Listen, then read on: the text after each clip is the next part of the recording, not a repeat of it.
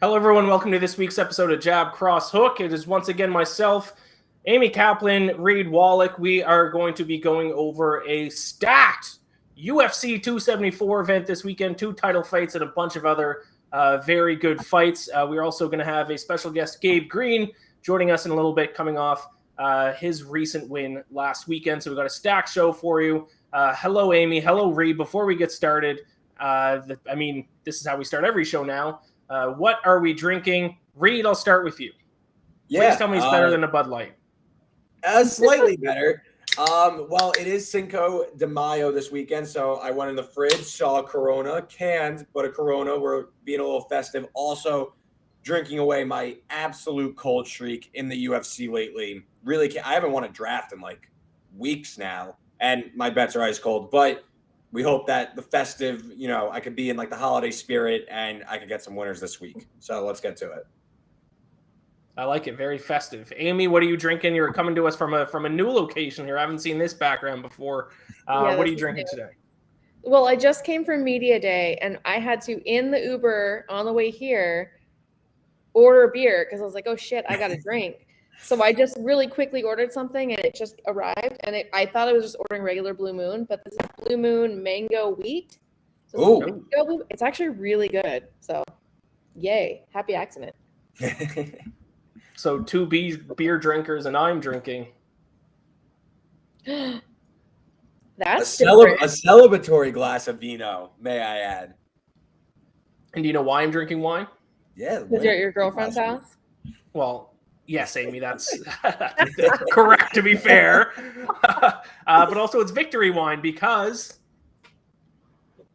your boy won another draft. I think that's draft win number 2 for me. To be honest, this was, I guess we'll jump right into the recap of last week. None of us really did great, so I kind of won by default because we all went 1-2. Unlike the week before where we had, I think it was just me and Amy the week before that. We both had profit. This week, none of us made profit, but I lost the fewest amount, I guess. We all went 1-2. Quick recap of picks here. I won because I hit Marlon Vera in the main event as a plus 115 underdog. I lost Gina Mazzani, who I saw today has now been released by the UFC, unfortunately. Yeah. And I will say I was very confident in that play. I gave that out as a 3-unit play on Twitter, and she broke my heart. So that was a tough one, but I'm sure her heart's broken a little bit more after getting released. Tough break. And then I lost on Daniel Da Silva as well at minus 120. Reed, you lost in your head-to-head against me with Rob Font in the main event. You did hit Andrei Arlovsky, though. Did not deserve that one either. That's correct. That was gross. That you gotta know when you deserve those wins and not, and that was gross. He has been winning a lot of fights recently, but none of them have been dominant by any stretch of the imagination. Very close wins. A lot of people argued with that decision, but he came away with the win. And then you picked against our guest today, so I'm sure that'll be a fun conversation when we bring him on the stream. You picked Johan. I looked up the pronunciation before the show, and now I forget it. Linus, but Yenis? Lanus. I think it's Lanus. Yeah. This feels like rock bottom for me. It feels like this is all coming to a head because I really liked the Rob Font play. I think Rob Font, before the end of that second round, I thought he was looking pretty good. So I was pretty confident in Rob Font. And then, now Gabe Green going to come on and probably roast me for betting against him, which I deserve. This feels like rock bottom for me on Jab Cross Hook. So hopefully this could turn it around, next week. And then Amy, you bet on Jared Gordon as an underdog, Gerald Mearshart as an underdog. Those 2 underdogs did not come through for you, but you hit Natan Levy. But unfortunately, he was a pretty big favorite. So I am the winner kind of by default, but also I'll be honest, like I said, I don't really feel like a winner because I still lost money, but I'll take it. A win's a win. Listen, a win's a win. Yeah. Hold on to it with pride. Yes, exactly. And I will enjoy my my victory wine. It's a nice Malbec. Do I know what a Malbec really is? Not. Yeah, I was going to say, really. I don't know what that is. But it's become my red wine of choice because it's the only one I know. Let's recap the UFC really quick, and then I'm sure Gabe will come on here probably in about 10 minutes. Let's talk about the main event, Marlon Vera, Rob Font. Do we have a photo of Rob Font's face afterwards? Because he looked rough. I don't No, think we couldn't find right one. now. I mean, come on. His face, he didn't If we look post like it, Did he? yeah, you go, Amy. No, did he post it? I haven't seen it. I saw it just after the fight, but that's like viewer discretion advised. That is He like posted it? that was graphic. He posted it though? I don't think he posted it. Yeah, I just saw it on like ESPN. He's very much. Oh yeah, I mean, I've seen photos, but he hasn't posted anything, and I think that's telling. Because even when you lose, typically fighters are like, "Yeah, look at like this war I was just in." He looked like a completely different person. It was bad. He looked like he just lived through like a horror movie. Yeah. Like his face was not looking good. That's 2 straight fights now where he like significantly outstruck his opponent and didn't really make any headway. You know, obviously by the end of it, like in the aggregate, he looked like the one in worse shape despite like dealing out a ton more strikes. Like I went into this fight, like again, I bet on Font, so like I guess I'll give my side, Ian, you could give kind of your perspective. But first round, I thought he looked great. And then I think he might just be, his chin might be shot because he would be winning. I think he was winning rounds 2 and 3, and then would just get completely stunted in the last 45 to 30 seconds, and that would just ruin his round. So, you know, it seems like he could deal out a lot of volume and he has the cardio, but it just seems like he can't wear any more damage. He looks like he's kind of a broken man. Very concerning, like long-term for someone who I thought was ultimately a contender at bantamweight. Oh, go ahead. No, I was just gonna say you look really funny, Ian, because you like for a moment there you look like a little machine, and your blinking was very slow. You went a little like fuzzy there. And also, I'm rocking a new too, so that might be part of it. Yes, that's causing the connection issues. Go ahead. Sorry. No, I was just gonna say I have an interesting question for you two, and I'm interested to hear what you two think because I think this fight kind of proves a point that some people have. I know Chael Sonnen has made this argument before, but do we need main events to be 5 rounds? Because some guys take damage, especially in the last 2 rounds, that they don't necessarily need to take, especially non-title fight main events. Like, do we need to do 5 rounds? Like, that's a lot of 25 minutes of getting punched in the face is a long time, and we saw it on Rob Font this week. Amy, I'll start with you. How do you feel about 5-round fights? Do you like them? Are you against them? Do you feel indifferent? I like them because I think that that's the only way that a fighter is going to get the experience to then fight in a title fight. And I feel like if they just have, like, if the only chance of fighting a 5-round fight is if you're going to fight for a title, I think that's going to automatically give the champion some edge. And so I think that 5-round fights, yeah, they don't need the damage, but I don't know. It doesn't bother me. I like the 5-round fights. Yeah, I think also typically when you get the main event, you're on like that title fight trajectory. You know, it's almost like a warm up to when you eventually get those championship fights. So I do think that you like if you're main eventing, you are somewhat in the mix for a title shot typically. So I think that 5 rounds actually justifies it. But do we even need 5-round title fights? Yes. Yeah, okay. I think they're different beasts, and like again, I think that it kind of separates the mid-levels, the goods and the greats that could go 5 rounds and really keep up that cardio. Because again, Rob Font, I think, has the cardio to go 5 rounds. I just don't think he could physically wear 5 rounds anymore. Where someone like Marlon Vera, and Ian, I want to ask you, you bet on Vera, you obviously saw the fight, and it looked like he could take that punishment. I'm still a little, because I like Marlon Vera. He's a G. I mean, he looked like a beast out there, but I still don't like this fight didn't change my like ceiling expectation of him. I don't necessarily see him like contending for a title. I think someone like Jan or Sandhagen or Aljamain Sterling, obviously the champion, I think they would still have their way with Vera. I didn't necessarily leave changing my overarching opinion of him. Why does that happen? He's a title contender. Why does that happen with Marlon Vera? When he beat Sean O'Malley, people said the same thing. They were like, he just kind of got lucky. If they fought again, Sean O'Malley would win. He front kicks Frankie Edgar for the win. He beat up Davey. He had Jose Aldo on the ropes. Like, he's basically, for the most part, I know he lost that decision, but for the most part, he's kind of passed every test that's been thrown at him. I don't know why people don't believe in him. I think he's more of like a gatekeeper of the division than a title contender, if you know what I'm saying. I just think there's like a ceiling. And I thought Rob Font was in like the next step, and clearly I underestimated his chin from the Aldo fight. But I just, again, I feel like Vera was losing those first 2 rounds, like for sure. I don't know. That's how I see it. I think he deserves a chance. I definitely think he's earned the chance.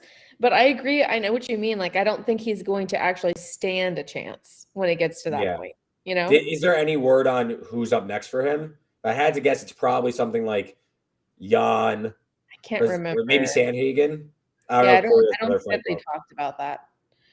Dana wasn't there, so we didn't get to ask him about that kind of stuff. So, but you know who was there? Guys? Zac Efron was there. I saw that you tweeted about that. I almost big lost Zac Efron fan, eh? Oh my god. Yeah, I think Zac Efron's the only person I would ever really lose my shit over. And I saw him walk in, and we had a moment. We looked at each other, and that was it. And then he walked away. But he's gonna remember me the rest of his life. I'm sure. Absolutely. Yeah. Lock eyes. I've never locked eyes with Zac Efron, so you have that at all. More than I can say. He was wearing sunglasses too, so I'm just imagining he was probably looking at me. He was not looking like in that direct, like looking directly at you. Directly at me. There was nobody else around me. It had to be me. Complete off topic side note, living in New York, like famous people here like just walk amongst normal people, so it's weird because like I'll see someone who I think is a famous person, but they're just like acting like a normal person, so I'm not sure. I'm like 2 weeks ago I thought I saw Lawrence Fishburne. I was like, is that Lawrence Fishburne or just a guy that looks like Lawrence Fishburne? I don't know. I would never know unless I asked him. That's how it is in LA too. It's like the shittier they're dressed, they're probably famous. Yeah, like that's their idea though. Yeah. I feel like LA there's more paparazzi though. I feel like they're trying to avoid paparazzi. New York, like nobody bothers them for the most part. But that was a complete off-topic side note just because you brought up Zac Efron. Shout out Zac Efron, High School Musical. Do you want to talk about how Rob Font missed weight? How about that? Marlon Vera fought a Rob Font that missed weight. That's right. I forgot about that until just this second. Yeah, he looked like poop. He like kind of fell off the scale a little bit when he was coming off of it after. I don't know. I go back and forth about if that had any effect on his performance.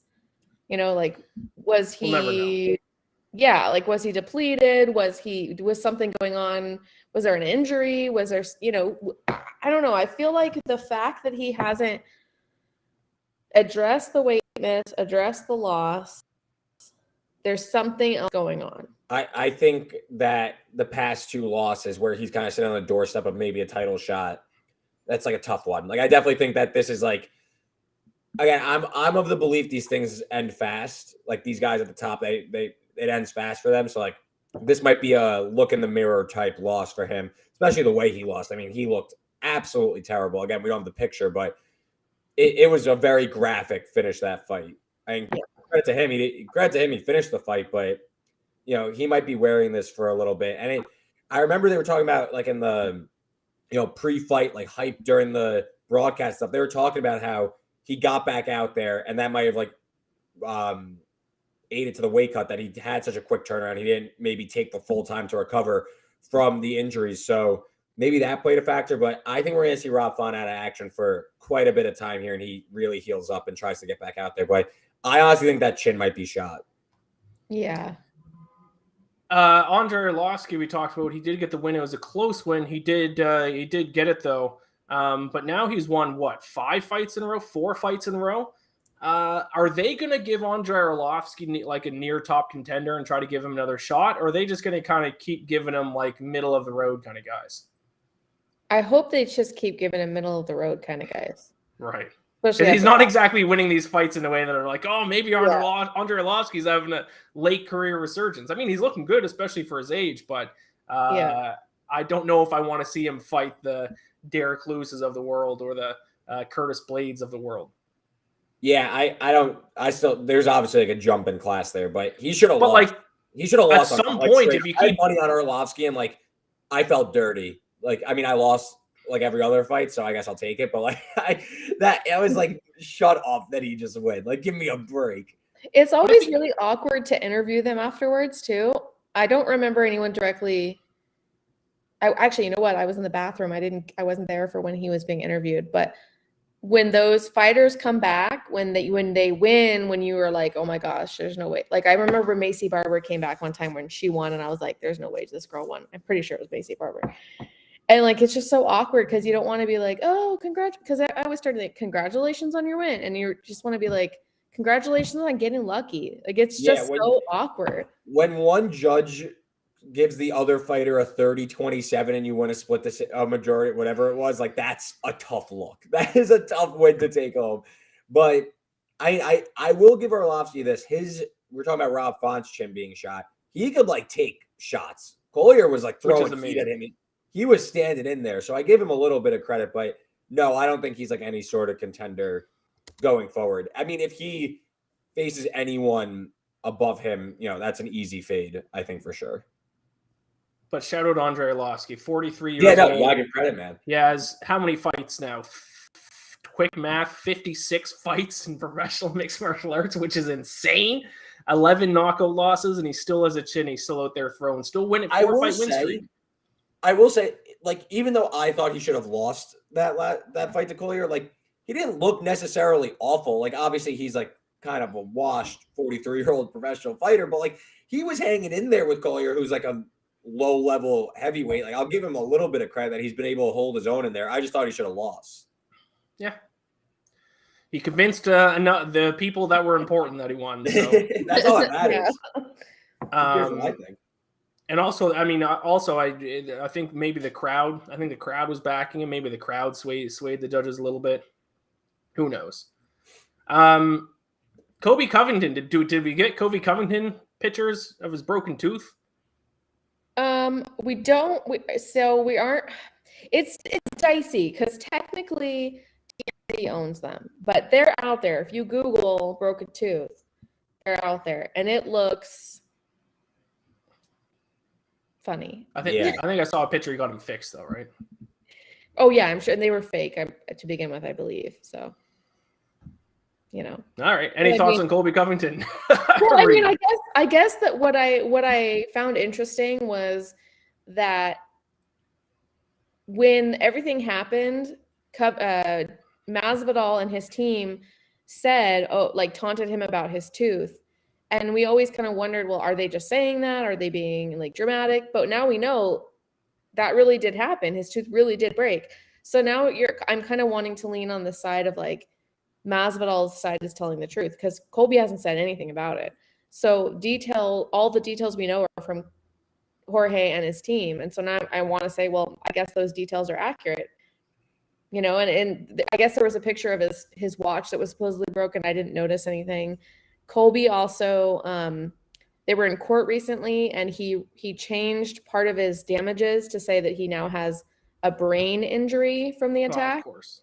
Yeah, which is like, oh my God, how are you going to prove that's from the attack? Right. Yeah, you're a fighter for you get punched in the face for a living. Yeah. So I just think it's interesting. I can't wait to see how this all plays out in court. Yeah, it's a developing story. Yeah, I'm sure we'll get more updates as we go along. But our special guest is here. Let's bring him on. Gabe Green, UFC fighter, fresh off a second round win this past weekend. Gabe, how are you doing? Congratulations on the win. How are you feeling this week? I'm feeling great, man. Thanks you guys for inviting me on. Yeah, so Gabe, I owe you an apology. We do a bet draft every week, and I took your opponent last week. So, I hope you could forgive me. I mean, listen, it's my fault. I'm the one who lost the money, so, it's on me. I should have known, though, about this eye surgery you got. Round 2 seems like you really just hit another level. Your cardio at another level, but you were talking post-fight about the vision. Can you walk us through getting this corrective eye surgery and eventually getting that knockout win in round 2? First, just never bet against me. No, I learned the hard way. Again, I will never do it again. I'll never do it again. Terrible decisions. It's just bad all the way. I used to like my previous fights. I had really bad eyesight. I don't know what like my level of eyes were. But, you know, like when you do the test, there's like the first really big letter, then the two big letters, and then the 3, 4, and like it gets bigger, or 3 and then 5. I could only see the 3 big letters. That was like after that. And even those were kind of blurry. Like I couldn't see the 4th row whatsoever. So, yeah, being able to see now, big difference. That and like my depth perception was even worse than my vision. I couldn't tell how far I was in space or how things were in space compared to like myself. So yeah, when someone was like here and like were throwing me keys and stuff, I would be trying to track them through the air and like be dropping them and stuff like that. But now, yeah, you can throw me some keys and I'll be like, bam. So like it's a dramatic difference. And yeah, I mean, the first round, I played it really slow. My coaches didn't want me to go in there and just start chucking them like usual because I do have decent movement and I can see things. And then he has that knockout power. So, you know, they're like, all right, just, you know, let him get tired the first one, you know, pressure him, but don't stand right in front of him. So that's what I did. And second round, he definitely was a lot more tired than me. That's for sure. Yeah, absolutely. And a fantastic finish at that, you know, obviously round 2. And that round 1 play was competitive. It was back and forth. And then, you know, you Jets in round 2, which was apparent. We have a video. I want to show that before we get too far. It's actually from your Instagram, Gabe. We had to change the music so that we could air it, but let's show it real quick if it's ready.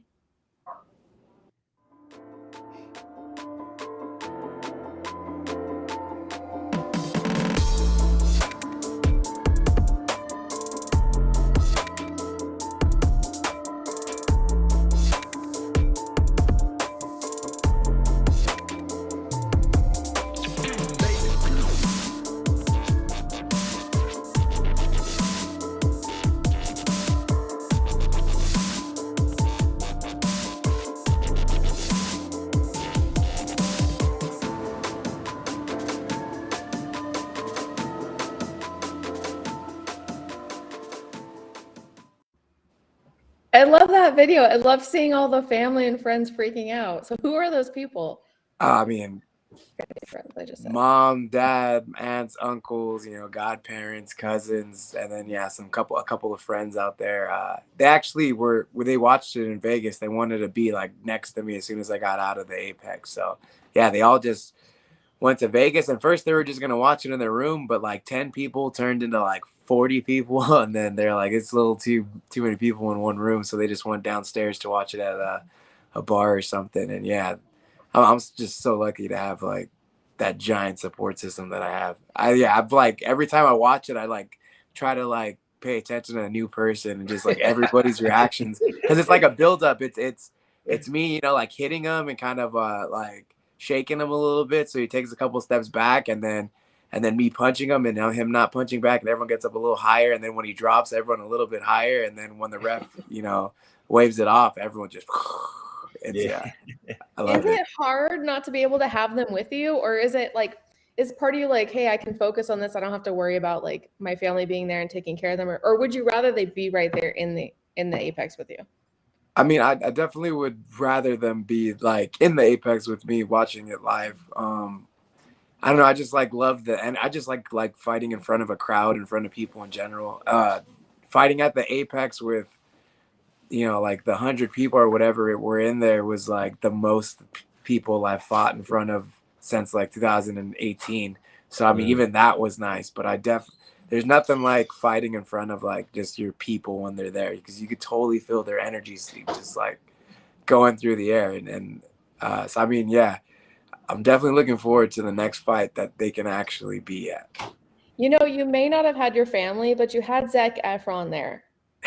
And that's basically. Yeah. I'm you know what? Zac Efron into this as much as I can. It was really cool too, because like, I mean, there must have been some guys that bet some money on me or were just a fan of me, because like after the first round was over, or like even walking in, people were cheering for me. And then after the first round was over, I'm in my corner and some guys like, all right, Gabe, you're down 1, but it's okay. Just keep at it. You're going to break them. I'm like, thanks, man. I appreciate it. That's the plan. So yeah, I mean, and then yeah, as soon as I won, you know, like the whole place went wild. It was super cool.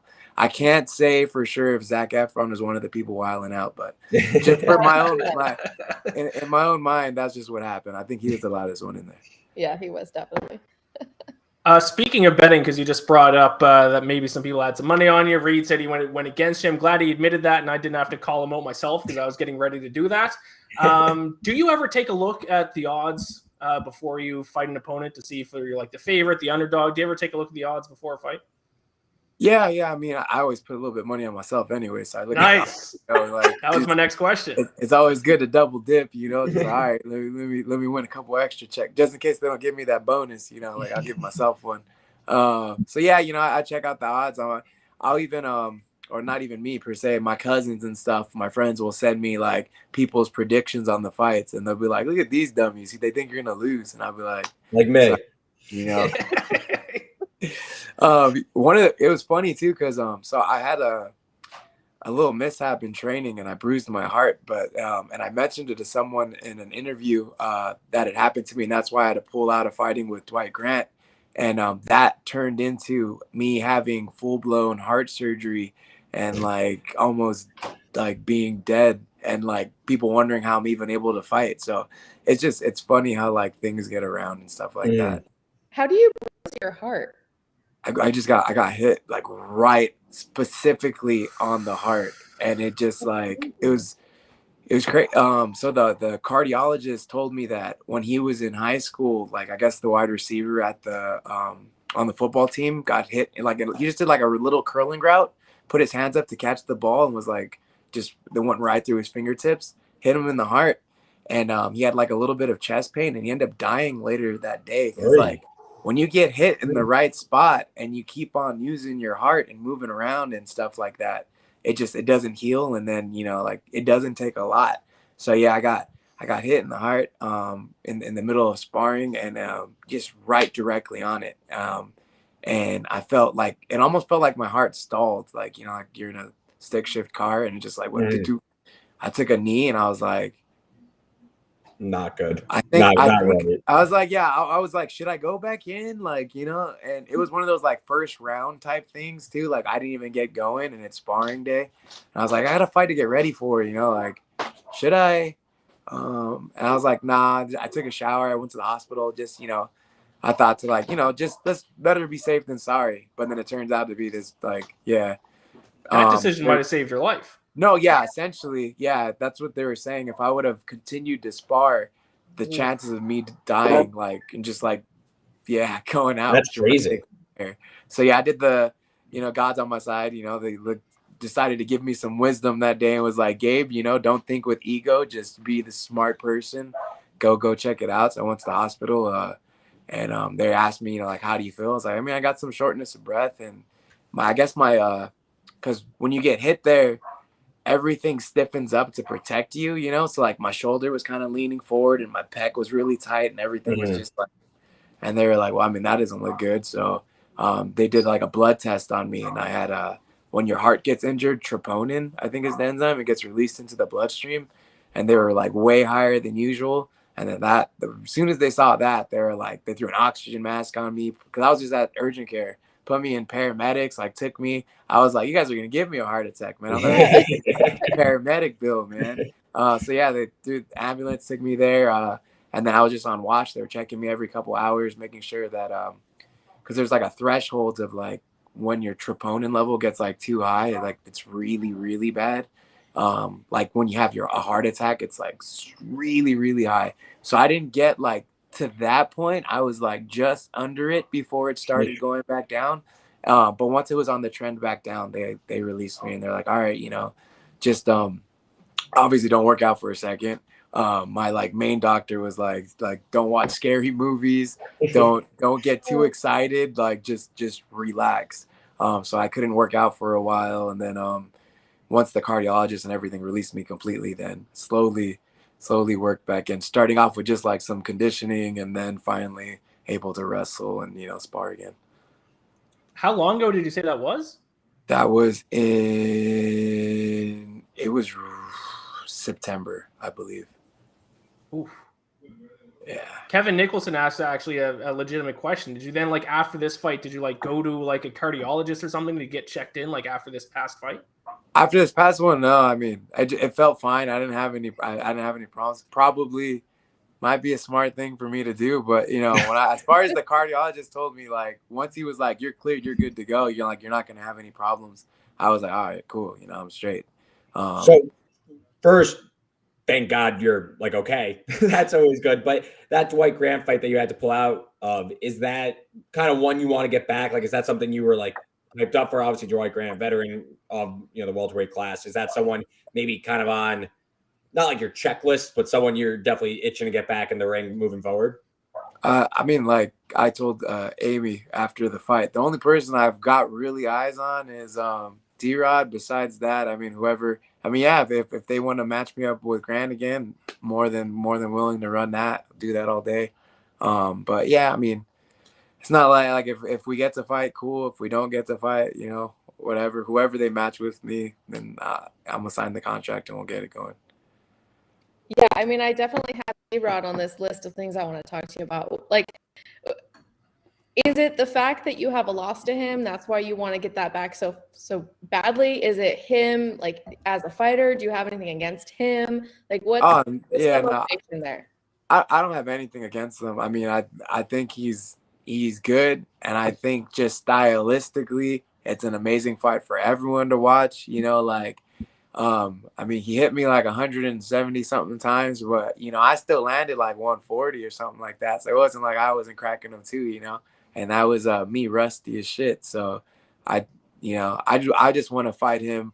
Like I don't even need like an entire camp. Give me like 3 weeks, 4 weeks, you know, like just give me his name on a thing. Actually, you know, shit, if something happens to one of his opponents and there's another 4-day notice, I'll take that one too. I just really want to fight him again now that I'm not, because it wasn't just 4 days notice. It was, I hadn't fought in 2 years. I wasn't training. Everything was shut down because of COVID.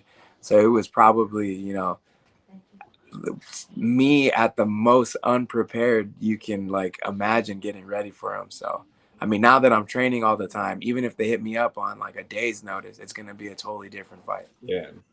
Yes, I imagine you wouldn't turn down a short notice fight now just because that first one didn't kind of go your way. Because like you said, there's so many variables that went into that.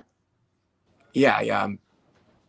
I mean, but like, and then like I said, he gave me my first L in the UFC, and I would like to. I mean, you can't wipe it clean. I lost, but you know, just like a little asterisk, like, but he got it back. You know? Yeah, that's awesome. So, another opponent that you have a loss to that's in the UFC is Jaylen Turner, and obviously he's not in your weight class. Is that somebody that you would like to also get a kind of like a redo over with? I mean, I would totally be down to fight Jaylen too. If he, I don't think I'm making 55 anymore though, so he would have to come up to 170. That's why, I mean, I don't really press that one so much. I don't think he wants to come up to 170. But if you ever wanted to come up to 170, yeah, by all means, I'll take that one too. And I believe you've also been training with another former guest of ours, Ozzy Diaz, as well. Is that correct? Oh, yeah, Ozzy, that's my boy. I was just talking to him. I was like, when's your Contender Series fight, man? Which day it is? I need to get tickets. How do I get tickets? Yeah, I was like just texting him before I got on here. How do you think he's going to do? Oh, he's going to smash, man. Ozzy he's so good. Like, he helped me get ready for, I didn't even really like, I knew kind of him, but I didn't really know who he was, but he helped me get ready for when I fought Roe. And just, you know, and then I experienced Ozzy for the first time. He's so like long and like moves good. Like, I'm like, you fight at 185. Why are you moving so gracefully? Like, doesn't make any sense. Stay still. And then he's like no slouch on the ground or anything either. You know, he's got solid wrestling. I think he's going to do so good in the UFC. I think so too. Yeah. And he told me what his opponent is. I don't think I can say, but I think he's gonna do well with that opponent. Oh. I feel sorry for whoever they match, whoever's in front of them in general. Ozzy's gonna kill it. Yeah. I noticed something, Gabe, that all of your submission wins so far in your professional career, all by rear naked choke. Is that kind of your specialty, or do you find that's just kind of the submission that kind of opens up for you? I mean, it does open up for me, but I mean, if you've watched any of my tape in the fights, I'm a pretty good back rider. Like once I get on the back, it's pretty hard to get me off. So a little mixture of both. For some reason, people do give me their neck a lot of the time, though. So I think it's just they get tired, and they got two options. They can either stand in front of me and continue to bang and risk getting knocked out, or they can dive for a takedown. And usually I'm able to sprawl and then take the back. It's just what it is. And then if I'm on your back, I'm glued to it, and then it's over. I like to ask this question of our guests: is there a certain submission you haven't pulled off yet that you kind of have in your back pocket, like in the training room? Do you have a specialty that you go to when you're rolling quite often, or anything like that? I mean, I got all kinds of tricks. You know, I'm good at all kinds of submissions. I just don't really. I don't really like push the grappling exchanges too much. You know, like I like to keep it standing, not because I'm not good at grappling. It's just what I think is the most fun. I think it's what people want to see more so than anything is the like a stand-up exchange. So that's where I keep it. But I mean, yeah, if we ever went to the floor, you guys would be surprised at how many submissions I'd be able to snatch up. If that's what was given to me, you know. They just keep on giving me their neck, so I just take it, you know. You mentioned earlier that you bet on yourself, which I love that move. Do you bet on any other UFC fights not involving yourself? I mean, not too much. I'm not a giant bet guy, you know. I have complete control of what's going on in my fight, so it's like a different bet, you know. It's not like I'm rolling, you know, something and be like, all right, let's see how it goes, you know. I know how much I put in, and at that point I'm completely confident in it. It's not even like a bet, you know. It's like, all right, here's more money, let's go. But I mean, if I can put money on Ozzy, I'm definitely gonna put money on Ozzy. I don't know if we can do that on the Contender Series, but yeah, you can. Yeah, I'm gonna drop some money on Ozzy for sure, because that's everyone go put some money on Ozzy. That's a win all day. Yeah. But when you're watching, you know, these fight nights and the pay-per-views and stuff, are you aware, like, not even that you're betting, but are you looking at the odds? Obviously, it's a huge part of the broadcast now and stuff. But do you look and, like, even when you're even like lightly scouting people at welterweight or something like that, like, that's interesting. Like they have them favored, or they have this person as an underdog, something like that. Like, all right, I guess maybe not betting on them, but are you aware of the betting lines and how maybe the public perceives, but maybe how you think differently considering you're inside? I'll check them out and I'll be like, yeah, you know, that's interesting. One of my really good friends and teammates, Josh Jones, is he'll bet and stuff like that. So we'll talk about stuff and be like, dang, he really came at that big of an underdog. That doesn't make any sense. You know, that's a real live dog right there. And, you know, we'll just talk about things like that. I really don't be like putting a bunch of money down. If it's not me, but no, for sure. Sometimes guys come in. Sometimes there's some real live dogs in there. And I mean, every once in a while, if he's like, there's a giant underdog when we think he has a shot at winning, you know. So I put a little bit of money on Bobby because I was like, I knew it was going to be hard when he fought, who'd he fight? Makhachev? That was the big underdog. His last one, yeah. Yeah. I knew what he was going to do to Bobby, but I was like, Bobby's never been subbed before. Can he sub Bobby? Is he going to be able to hold? I was like, Bobby's pretty squirmy. Is he going to be able to get up there? And then I've moved around with Bobby. You know, I've sparred with him back when I was at 55, where I was like, you know what? Just in case. And plus, he's my boy. I was like, I'm going to throw some money on him. So, yeah. I mean, that unfortunately didn't work out like I planned. But, yeah. Yeah, I mean, we talk about stuff like that. One more question I got to ask you before you go, Gabe. Your pick for this weekend: Justin Gaethje, Charles Oliveira. Who do you got winning the title fight? Yeah, the best way I can put it is if it's like round 1 or 2, for the what you said, Chandler one, or no, the Gaethje Oliveira. Yeah. Gaethje Oliveira. You know, I'm gonna go Gaethje. Okay. I knew because Chandler had Oliveira like dead to rights in the first round, and then I think Gaethje's durable enough to like continue that same kind of onslaught for more than just the first round. You know, Chandler kind of fizzes out a little bit sometimes, or you know, like you can't keep that war going. Although, you know what, he did have a pretty good one with Gaethje himself. That fight was freaking amazing. Yeah, that was one of the fights of the year. Yeah. But yeah, you know what? Like, I'm a big fan of Oliveira, but I kind of think Gaethje's gonna pull it out. It sounded like you were going to give us a prediction for Ferguson Chandler. Yeah. I got asked about that one a little earlier. I think that I think for that one, for round 1 or 2 can easily be Chandler, but I think if it goes to the 3rd, I think Ferguson's gonna win. Oh, okay. Ferguson's a big underdog. Yeah, I mean, big underdog. He hasn't. I mean, and he fought. Was his last fight was Benny, right? And Benny's a stud like I've trained with Benny too. And it's just like Ferguson's one of those guys you can't really count out. You know, he just he just keeps on coming, and that kind of just like, all right, I'm not gonna stop against someone who can fizzle out like Chandler, or you know, like after it gets cracked a couple of times, kind of you know, sometimes goes under. I think that if Ferguson is like on his bumper the entire fight and just, you know, starts just chopping him with elbows and stuff like that, though being Ferguson, that the 3rd round he might take it.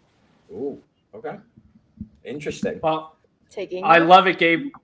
Well, you're gonna say one more thing, Amy? No, I was saying I'm taking notes. Everything he's saying, I'm like typing what he's saying so I can remember from what I bet. Yeah, Gabe, thank you so much for joining us. Congratulations on your win once again. And Reed promises to never bet against never again. Hey, you live and you learn. Learn from your mistakes. There it is. I always say bet on green to win you more. That's like the best thing. That's a good one. Well, congrats, and I will, trust me, next fight I got you. We're both gonna beat Daniel Rodriguez. I'll cash, you'll win. You'll get your hand raised. Sounds good, man. Thanks for having me. Thanks a lot, Gabe. Thank Take you care. so much. Bye. Ooh, Cool. Such good insight. I like literally changed a few of my bets. And I'm thrilled he didn't like get mad at me that I bet against him. He just like laughed at me as anyone else should. So I'm happy he was I mean, listen, he won, so why does it matter to him? Yeah, true. Crazy story about his bruised heart too. I did not know that. That's yeah, that interview took a wild turn. What an all-time decision to not keep sparring and to go to the hospital. Just an all-time smart decision. Holy moly. We got to get in the draft here because we got a lot of fights to get through, and we're a little bit behind schedule here. Really quick. Episode. What's that? I said it's the mega episode. Yes, very true. And we are going to do an extra round of the draft because of that. But before we jump into that, just need to shout out Canelo Alvarez is fighting this weekend. Cinco de Mayo. He fights every Cinco de Mayo. I don't know why every single time that I bring up the fight, I forget his opponent's name, but it's Dimitri Bivol. I think I looked into this a little bit. I think he might have a chance to beat Canelo. Is that crazy? We say this every time. It's every time Canelo fights. The thing is, eventually somebody might. Kevin Nicholson just chiming in really quick says, awesome interview. So glad I found this. That injury was serious. Very serious. Ooh. Well, I mean, yeah, it doesn't get any more serious than that. Because, yeah, you do hear every now and then about, like, a high school athlete or, it's happened before in the professional realm. And I know, like, an NFL player, like, 10 or so years ago died. And that's basically hockey. It actually happens all the time. Well, not all the time, but I think more frequently in hockey than other sports as well with the checking. Like, someone just gets hit and just the perfect wrong spot, and that's it. They try to keep playing. Like, hockey players, like, just collapse on the bench, like, 10 minutes later. So, very glad that Gabe is okay. Excited to see him fight in the future. And like we said, Reed, you will not be betting against him again. You can't. Even if you want to at this point. You just listen, can't. it's like I typically like side now. Like if we interview the person, like I'm kind of on their side. But like I like am now tied to Gabe Green for life. Like this, yeah. I'm going to run this guy up the ladder. Yes, and we are going to get into our bet draft. And by the way, speaking of guests, our guest last week is fighting this week, Randy Brown. Is anyone going to bet against him? Let's find out. That would be tough. That'd be tough. That'd be rude. I'm sure one of us will draft to bet on him, though. But for anyone who's new watching, the way that this works, it's a snake draft with bets. We go in 1, 2, 3, and then whoever picks last then picks first the next round. That's why it's called a snake draft. We bet our favorite bets for this weekend's card. Obviously, when a fighter is selected, they can't be selected by one of the other two people. And then at the conclusion of the card, we add up our record and our units, because it is betting. So you got to take into consideration what their odds are, and whoever walks away up the most units, or in the case of last week's show, down the fewest units, which is how I won last week, wins the draft. I won last week. That's my second ever win. That means that I get to pick the order of this week's draft.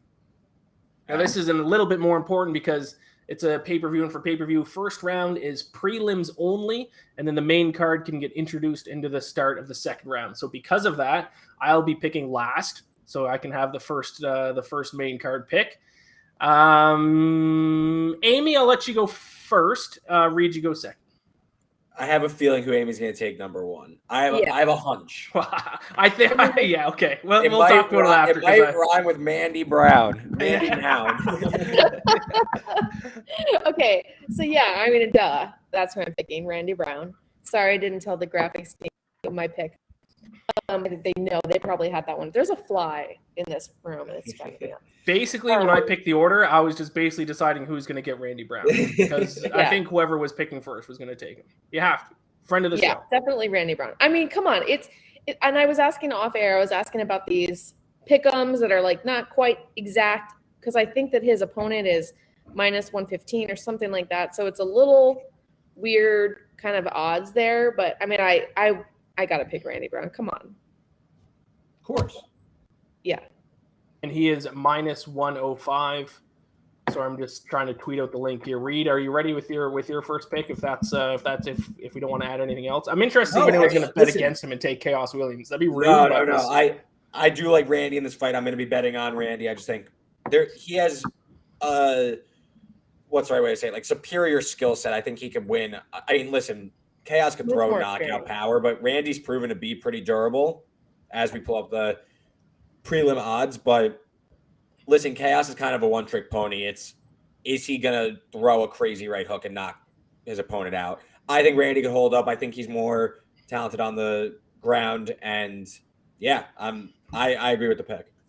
Super quick issue I need to bring up. I accidentally tweeted out the link to join the stream. It was up for 5 seconds before I deleted it. So producers, if random people start joining and try to join the stream, oops, my bad. It's deleted. It was up for like 2 seconds. I'm sorry. My mistake. I'm trying to tweet out the link so people can watch. Fun little guest.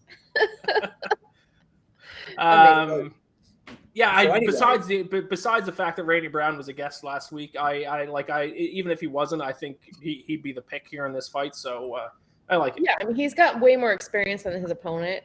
And if I recall, I could be wrong. I believe Chaos is on a significant layoff, right? He hasn't fought.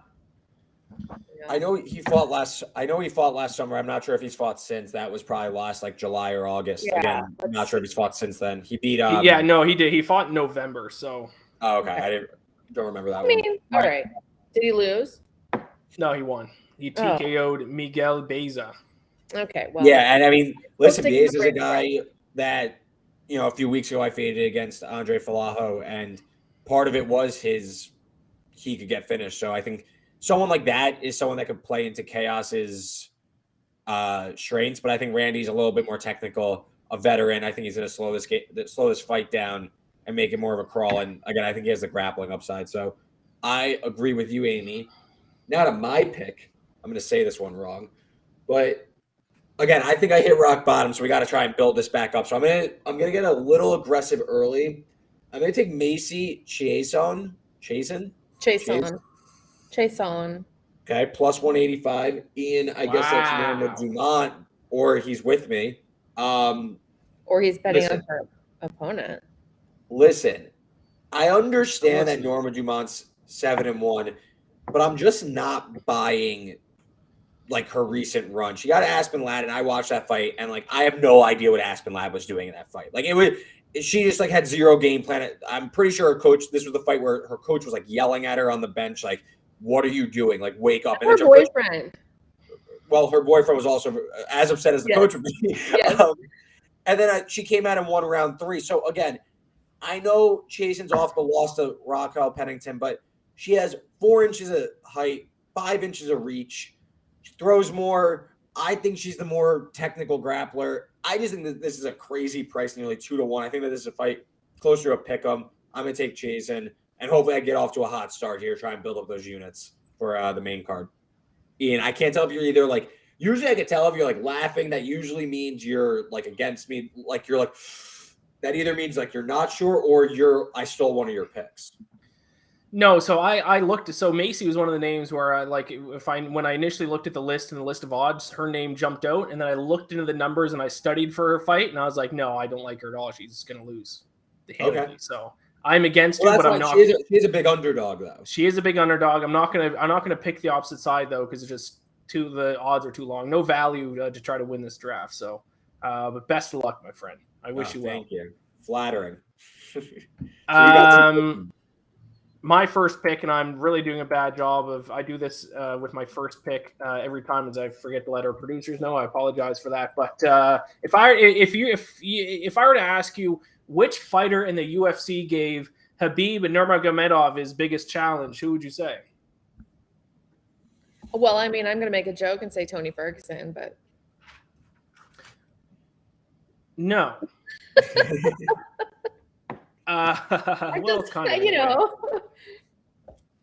I was gonna say maybe it's Gleison Tebow. I think I thought he fought Francisco Trinaldo, but I'm looking back at his record. I don't think he did. I might have just mixed him up with Gleison Tebow. That ruined my whole intro. I'm taking Francisco Trinaldo regardless. And a pick him here. He didn't fight Khabib. I think I was thinking of Gleison Tebow. I don't know. I'm gonna figure it out later. But I am done with betting against old guys just because they're old. Because Francisco Trinaldo is 43 years old. Every time I've gone with that strategy. It has not worked out for me.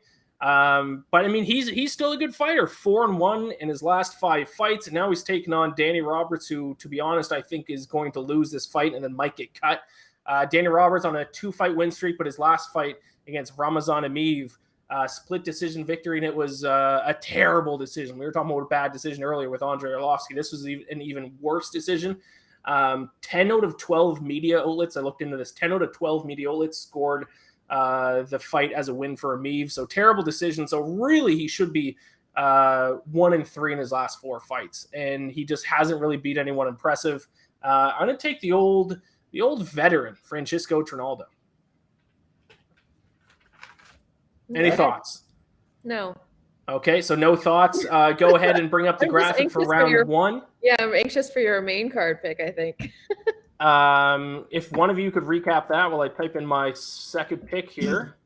Yeah, I could go. So Amy and Iain both go with basically coin flips, and Randy Brown for Amy at -105. Iain goes Francisco Trinaldo at -110.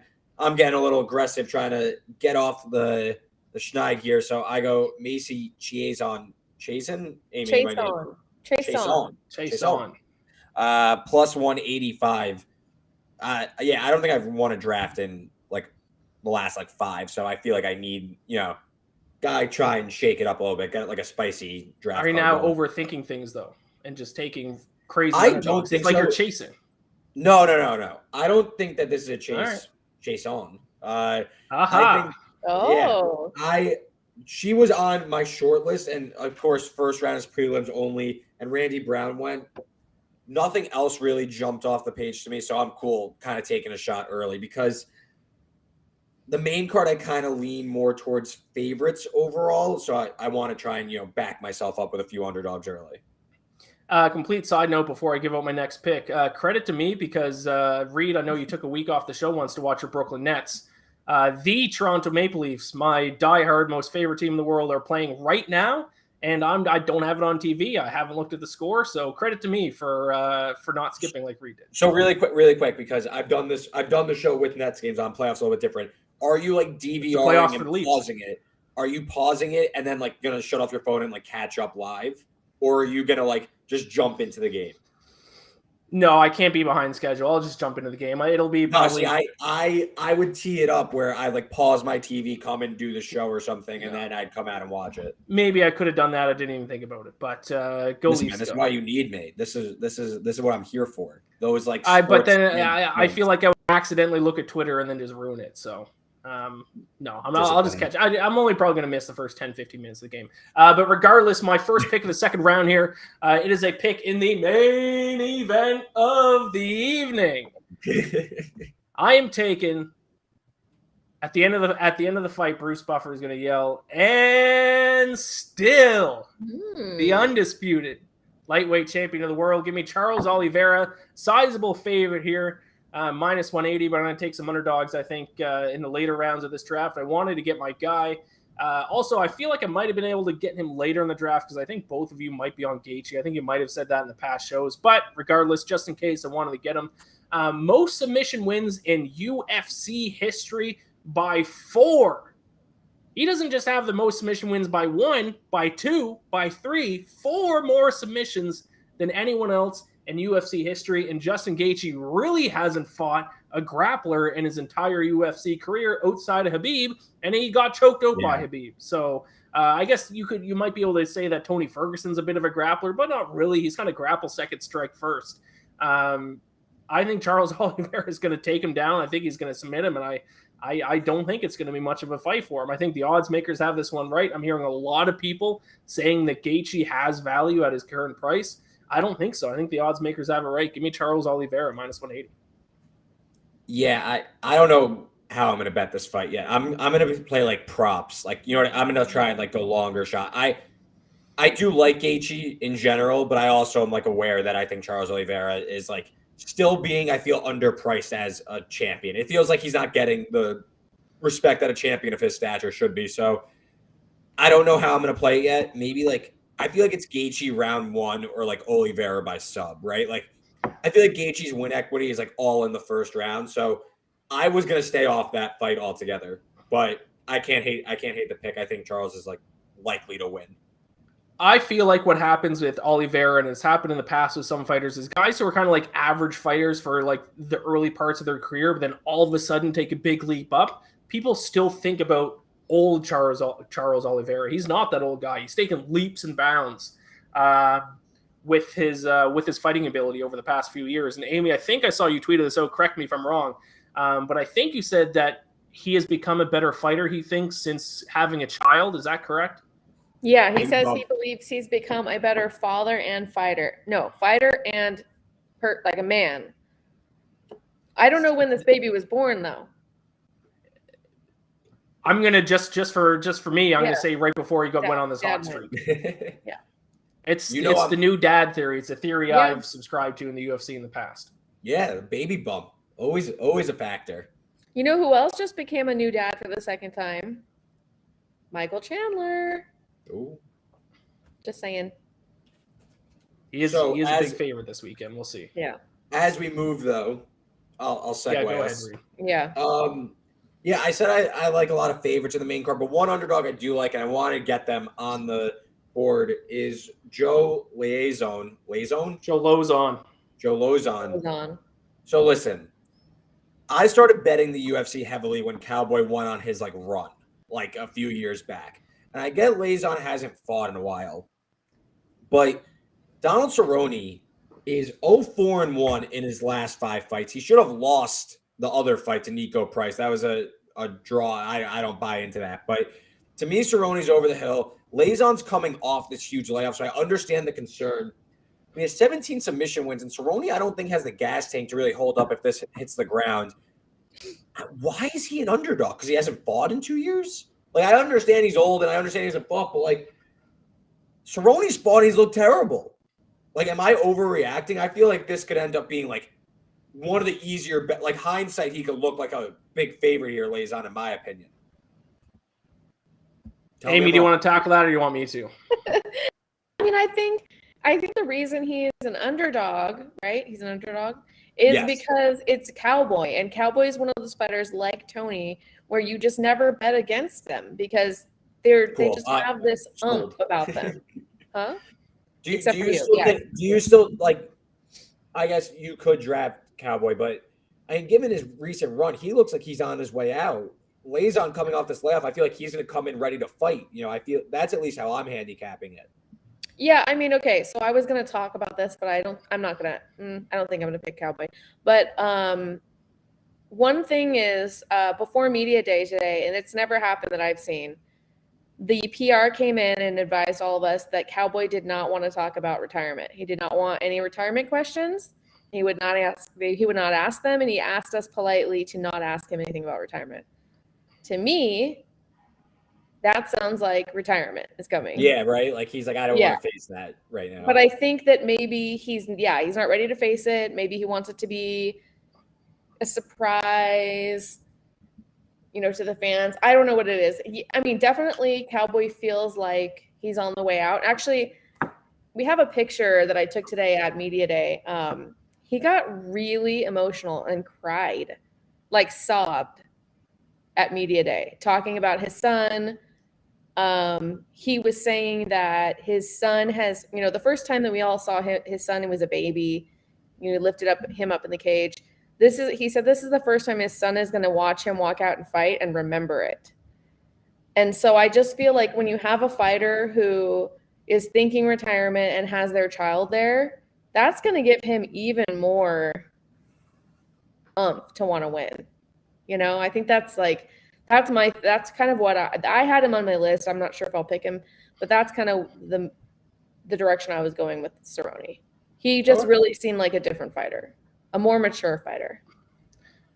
My quick 30 seconds about this fight, because I'm not going to pick Cerrone either. These are two OG legends of the game. I talked about Clay Guida a couple weeks ago, guys who fought before fighting was cool, back before the UFC was this massive, international billion. I don't know. I'm assuming they're $1 billion company. Maybe they are. Yeah, they are. But you get my point. Like these are two of the last OG guys. They're both very clearly on their way out. As Amy kind of alluded to, this might be Donald Cerrone's last fight. This could be Joe Lozon's last fight. I mean, what is he, 2-4 in his last 6? Like, he hasn't looked good. He's lost some bad TKO fights via TKO as well. I'm going to stay away because these kinds of fights where it's two guys who are like going out, it's like which guy was more motivated in camp, and we don't know the answer to that question. Yeah, maybe fair. Donald Cerrone, because that point by Amy is pretty good. That he wants to kind of put on a good performance in front of his son, but also in moments where Donald Cerrone like feels like it's a big moment, he usually folds. As as kind of rude that is to say, title fight against Rafael dos Anjos is one of the worst fights I've ever seen anyone perform. His fight against Conor McGregor was over before it started. When he gets in his head and he thinks, oh, this is a big fight, I have to win, he does not look good. So that might support your Joe Lozon fight or bet, but maybe this is a different thing with his son. I don't know. I'm staying away. There's also something he mentioned that I'm just reminded of. He is living in Vegas full time right now for this fight camp. That's a big thing when they change camps. I know we've talked about that. That's interesting. He's literally living in his RV in the parking lot of the UFC. That tells me he's pretty motivated then if he's going to do that. He also said that there was something that he learned after these losses, that when you fight your whole life and your goal is to be in the UFC, that once you make it into the UFC, you feel like you've made it and you don't have to keep working for it. You don't have to keep learning. You don't have to keep trying because you're there. And he said that he got to the point where in his last losses, he wasn't trying anymore. He wasn't motivated. He had lost that like fire to work towards something. So I think he's talking about having that back. So I don't know. What is your pick though? Oh, it's my pick. Okay, so let's move on the draft now. No, that fight was worth a couple minutes talking about because it's two OGs. Even though you were still mispronouncing it, it's Joe Lozon. How dare you? Lozon. He hasn't fought in 2 years. Give me a break. Okay, so I'm going with Justin Gaethje. Oh, okay. I wasn't originally going that direction. I was really like, I don't know. Like I saw how it was with Khabib. I just think he's one of those guys who's going to be like Benavidez, who's going to constantly keep getting shots and just never winning them. And I listened to what Gabe was saying, and listening to him today talk about, this is his hometown. He's going to have that arena packed. He hasn't fought here in I almost called it Arkansas, Arizona in a long time. I don't know. I feel like it's a little bit of an edge there that you've got everybody watching. You've got the crowd behind you. I just feel like it would be a really magical moment. And I feel like I want a magic moment. So there we go. And I need another. I'm happy you guys took both sides of this because I have like no interest I'm happy we got to talk about it. I'm happy I don't have to like have a pick on it. You know my thoughts on it, so I don't have anything else to add. Myself and Amy are going head-to-head in the main event this weekend, but let's wrap up. Let's bring up the graphic to wrap up round 2 before Amy gives her first pick for round 3. We are halfway through the draft because we are doing 4 rounds for this big pay-per-view event. So Amy goes Randy Brown with her first pick, Justin Gaethje plus 150 underdog with her second pick. Reed goes Macy Chiasson plus 185. Joe Lawson, little underdog strategy looks like for Reed this week. And then myself, Francisco Trinaldo as a pick'em. And then Charles Oliveira minus 180 favorite. In the main event for the lightweight championship of the world, Amy, go ahead. Your first pick, third round. I'm going to go Cerrone. I have a list here. I'm going to do it. I mean, I just did that whole spiel. I talked myself into it. Oh, I should have. You kind of talked me into it, too. I forgot to tell the graphic scheme. It's Donald Cerrone, Cowboy. Anyways, you showed that graphic anyways. But, yeah. It's you kind of talked me into it, too, to be honest. Yeah. I talked myself into it. I just feel like this media day was absolutely bonkers. Like, I hope somebody gets to the Chandler Ferguson fight. Oh, we have more picks. So anyways, we'll get there. But, yeah. I'm going Cowboy. As we know, and we already know why. Amy's just her strategy of just fading me and you, Reed. I don't know. I'm ice cold right now, so I'm like the perfect guy to fade. So I don't hate the idea, but I will go next. And the co-main that we did not talk about, we have 2 kind of high, or 3 more on the main card, but this one's definitely the highest profile fight left. Rose Namajunas, Carlos Esparza. I'm going to go Thug Rose. I know she's a big favorite. I did just take 2 underdogs. I have not been overly impressed with Carlos Esparza over this last run. And why I really like in theory, she sets up perfectly to be someone I bet as an underdog. But I saw a different Rose Namajunas in her last fight against Wang Zhili, where she was able to sprawl. She was able to get taken down, but fight out of it, end up controlling rounds, win a pretty clear decision, in my opinion. I was impressed. Esparza has no stand-up game. I know that she won years ago in the first strawweight. That was so long ago, you could throw that out the window. Rose Namajunas can be – what? Can you throw it out the window? Yeah, it's been so long ago, dude. It's been 8 years. Yeah, you could – come on. What are we doing I think more than 5, and it's a – totally different. You can't even compare. That was on the Ultimate Fighter. These are we are now seasoned. We have 2 seasoned vets here. To me, I just think that Rose Namajunas, her growing ground game, Esparza's path to victory is basically I'm going to get a takedown and just sit on top of you, and that's gotta be it. She's not going to throw any devastating strikes. That's it. To me, Namajunas, she has the power. I think she has the growing grappling game. I'm not saying I'm going to bet this money line straight out and lay the 2-1, but I'm going to look for ways to play her, probably by decision and parlay her, maybe if I like Charles or something like that. But I think Rose is the side here. I think that she's a clear cut above Esparza. Again, if Esparza lands all the takedowns, then I guess that I'm just going to be miserable for 25 minutes, but I'll take my shot. Take Carla, please. There is an ice cream truck rolling down the street right now, you guys. I don't know if that helps my bet or not. If I ice cream truck cold, I'm ice cold. There hasn't been ice cream trucks in years. That's crazy. Sorry, I'm completely distracted. I have one go by my 70-minute mark. Yeah, I have one go by my apartment outside noises.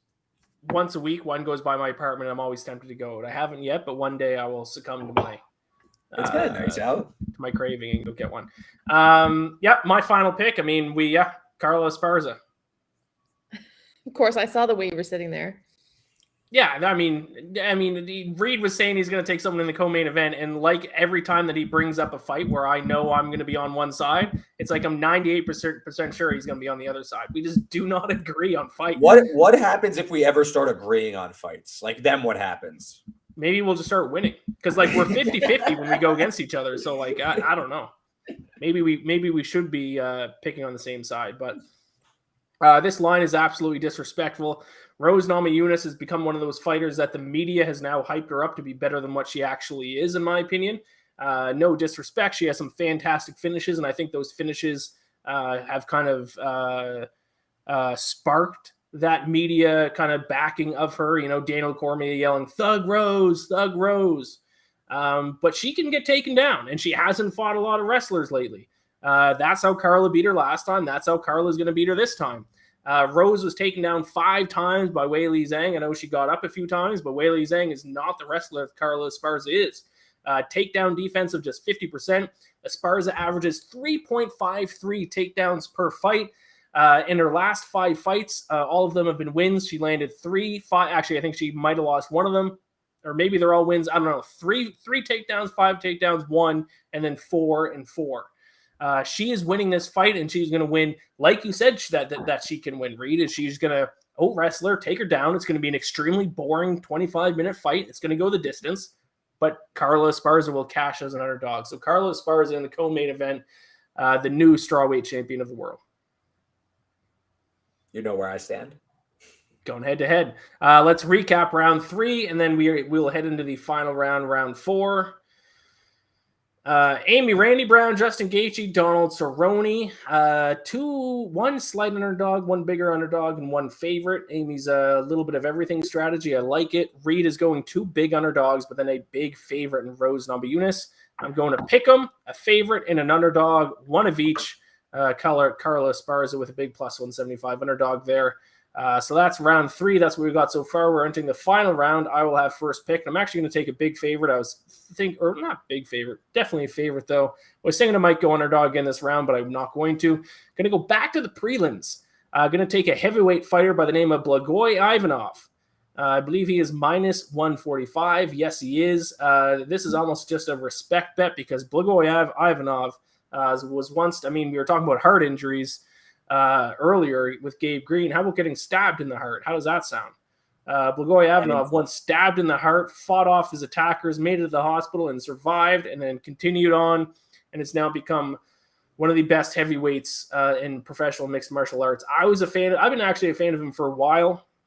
Back when I wrote for MMA Latest News, I followed him because kind of my job was to follow the outside of the UFC circuits. He was on Bellator for a little bit, went to WSOF. I think he won the heavyweight championship at WSOF. He's coming off 2 losses, so I think we're getting a little bit of value on him because of that. But both losses were by split decision. And actually his loss to Derek Lewis, I actually think he won that fight, to be completely honest. I think that was a bad decision.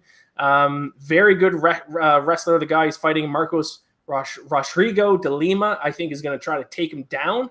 But Ivanov, 75% takedown defense. When he fought Derek Lewis, he actually took Derek Lewis down 3 times himself. So I like Blagoy Ivanov quite a bit. I think decent price there, minus 145. If you get stabbed in the chest and survive, fight off your attackers and then survive, I'm just going to bet on you every fight that you're fighting in. That makes sense. Thoughts? I like Ivanov live after the first round. I think De Lima's going to try and get a submission in round 1, maybe live bet Ivanov. But I agree with you. All right. So it's back to me. Any insight on him? No, he didn't come to media day. No, he wasn't at media day. No, only the main card. Yeah. Oh, only main card. Got it. Okay, yeah. Makes sense. Reed, go ahead with your final pick of the draft. Yeah, Ian, we're going head to head one more time. Oh my God. Give it up. Only one of us can come out alive here. Danny Roberts, minus 110, the other side of your pick. Oh my God, dude. Francisco Trinaldo. So I remember, it's probably 2 years ago, I bet on him against Jai Herbert, and he nearly was literally killed inside the octagon. He looked terrible. Gets a crazy come from behind victory. Finishes him, obviously, in the 3rd round, gets a win. Danny Roberts, to me, is a little bit more durable, has a severe size advantage. He's 6'1", Trinaldo's 5'9", +4 in reach. Also, cardio. Roberts, 5 wins by decision. Trinaldo, definitely concerned. He has 5 losses by decision. Most of his fights come by decision. I think if this fight goes long, Trinaldo's going to get outclassed on the feet. I think he's going to need to find a knockout. Besides that fluky knockout, he has not been able to find that since 2018. That's his only knockout, in my opinion, a pretty fluky one at that. So give me Danny Roberts. Give me beating Ian this week. This is the week I get off the schneid. I love my draft. I'm back. I feel it. This broke the way I wanted. By the way, I did look it up. I did mix up Gleison Tebow with Francisco Trinaldo, so that's on me. That's an oops. To be fair, the fight was 10 years ago. Okay, so we're going. I think all of my picks are going against someone else. I don't know. We'll look in the. I feel that's typically how you roll, though. True, I guess so. Amy, final pick of the draft. Go ahead.